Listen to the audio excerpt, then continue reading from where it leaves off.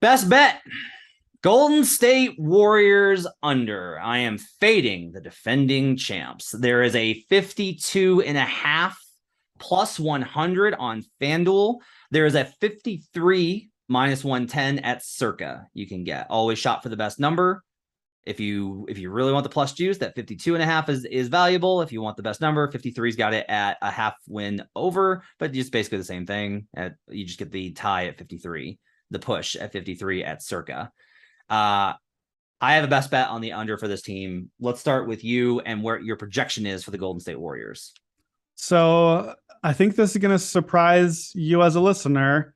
My projection, both offense and defense, I think will be lower than you expect. I have them 12th on offense. I have them 8th on defense. Okay. And I think perception of this team would expect both of those numbers to be higher. Not a top 10 offense with Steph Curry, not a top 5 defense with Draymond Green.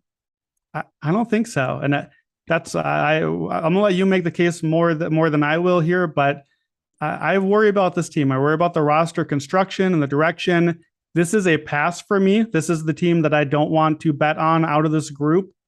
But for me, it's a big picture pass. My brain and my numbers and my projections lean under. I don't want to bet against the Warriors. I don't want to do it. I didn't enjoy doing it last year. I didn't enjoy being too late to the party. This, from a big picture, this to me looks like a last dance season for this Warriors team. Draymond, Poole, and Wiggins are all expiring contracts this year. I don't think they can bring them all back. That's not inside source, whatever. Just the contracts and the money, and I know they're printing money in that new arena. I think this is it. One of those three goes. Steph's 34, Draymond and Clay are 32. This is a last dance type season. So what does that mean? Does that mean they're too old? It's breaking up. It's not going to go well? Yeah, maybe. Or does that mean Steph and Draymond do Steph and Draymond stuff, and then I have to stare at the ticket all year long where I bet the under, and I'm like, what was I thinking? We've seen this for a decade. So I'm out. I'm not betting it. But I can see the path too well either direction. Tell me why this team is going under.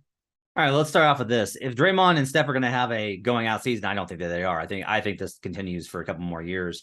They're going to do it with a focus on the playoffs, not the regular season. This team learned a very hard lesson in 2016 about valuing the regular season. They've never valued the regular season, and their training staff, most particularly, is very, very cautious when it comes to the regular season. They track them like they basically define them as a color, and if they're in the red, they're out. That's happened before, and Kerr's expressed regret over the fact that fans miss out on seeing these guys, but they will always do that first. Let's start here. This is a weird ass trend. I'm going to give you a weird ass trend, listener, but it's one I really do believe in, and it started with the Warriors many years ago. Teams that go to Asia, whether it is India, China, Japan, Korea, for preseason are 15-8-1 to the under, 10-3-1 to the under since 2013. I understand you listening to me being like, Matt, what the fuck are you talking about? What does it matter? The Warriors a couple of years ago had to go to China for preseason, and they talked a lot when they got back about the slow start that they suffered, and they talked about it not in the regular season as an excuse. They talked about it as soon as they got back, talking to the beat writers that weren't on the trip, saying we're honestly really out of sorts because these trips, it's a huge amount of travel, which we know that factors into every single piece of betting analysis you're ever going to hear is how much travel are you going through? And you're like, yeah, but that's for a game, not for an 8-month season. What it does is it disrupts your preseason. You don't have a normal training camp. You don't have as much time. You have so many requirements and things you got to do. They're crazy about the NBA in several of these nations. It's a big deal when they come. The Warriors are going to Japan. Now, I don't know if that is going to be the same as it going to China. I'm not enough of an expert in the geopolitical or geographic differences of love of the NBA. But I do know that the Warriors very openly talked about how much of a drain that was on them. This is a short off season going into June, and then this trip. So you're not going to be getting off on the kind of start that you want. So that's the theory here, is that this trend is built upon It disrupts your ability to be prepared and in a groove for the regular season. The Warriors have the least motivation of the three teams that we talked about at the top, right? The Clippers, I think, are trying to prove like, no. We've been banged up. We've been in whatever. This is the team. This is the year. Kawhi's back. We are a contender. The Suns have nothing that they can do but try and prove it to people. That's all they can do is try and win games and try and get past the idea that they're never going to get to the top. The Warriors have done it so many times. Let's look at their history after winning a title, because you talked about how you're going to be like, what was I thinking? I've seen this over and over and over again. Have you? Because in 2016, after they won the title, they went over because they won 73 games, which is pretty good. But then 2018, after winning the 2017 title, they went under. 2019, after winning the 2018 title, they went under. This is not a predominantly over team. It hasn't been for some time. This is not a team that goes hard in the regular season after that 2016 run.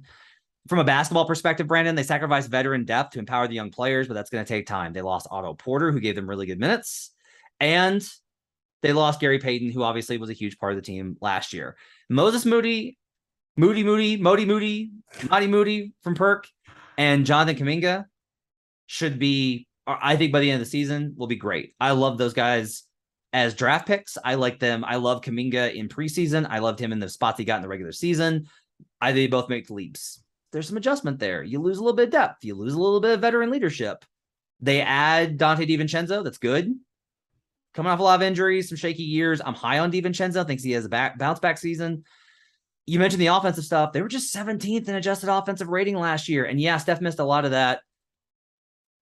Look, I don't want to bet on another Steph year like he had last year. He had a weird shooting stretch, and it wasn't just before the 3-point record. It happened a little bit after too.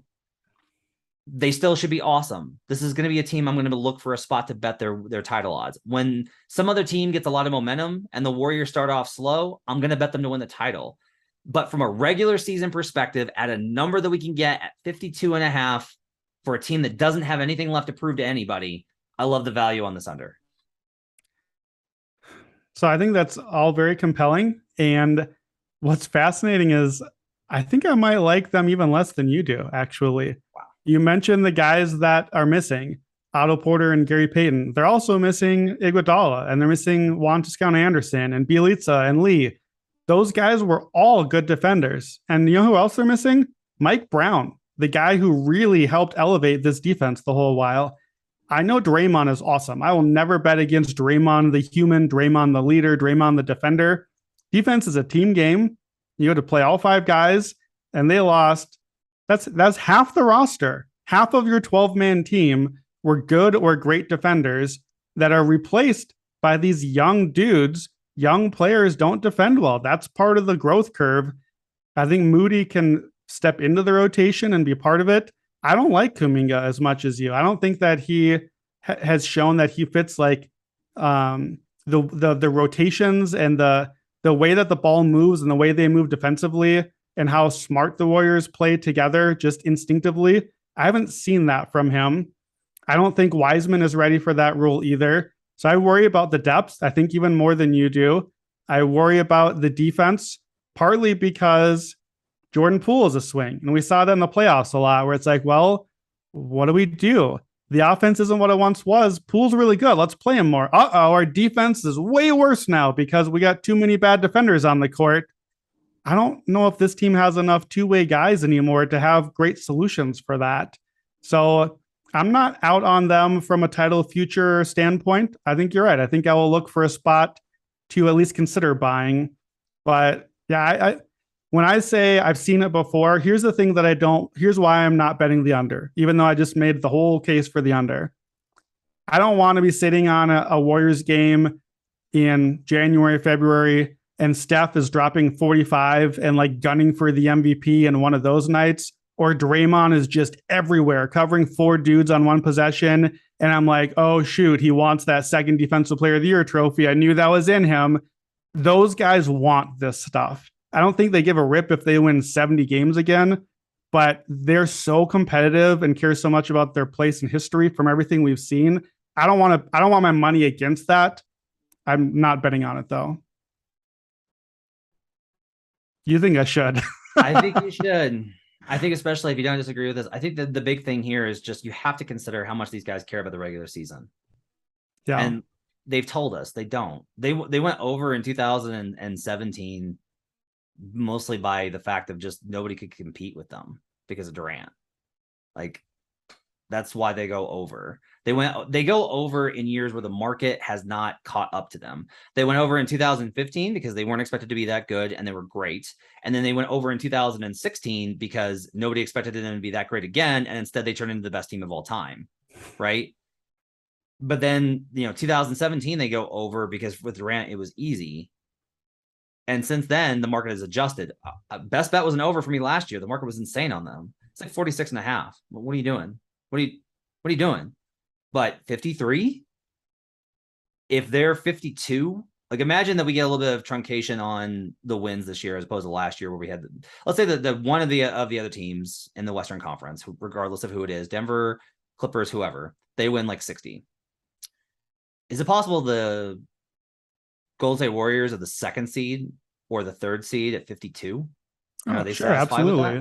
that? Yeah, that's very in play. Like to me, the ceiling for them from a trying standpoint is like 54 to 55. Yeah. And all that range is under. Now the floor is probably what, 48? Yeah, the floor is high unless there's a really bad injury to Steph or Draymond, which is in play more than other teams. Yeah. But a reasonably healthy season. The floor is high. They're going to be fine. They're the Warriors. But as long as they get in the range, they don't have any reason to push it. Yeah, that's enough. That's my final, like I do a little verdict on each one of these. My verdict on the Warriors is if they're healthy and if they try, they probably go over. Well, if that's what I think, then you have to play the under between the options, because if you're counting on health and you're counting on them trying, and then even then they probably go over, then the wrong end of the spectrum is on the over. Look, I respect you basically being like, I don't want to have money against Steph Curry and Draymond Green. That's it. That's my position. That's all. As we agree that the value is on the under. Yes. You're not going to bet it. I'm going to bet it. That's fine.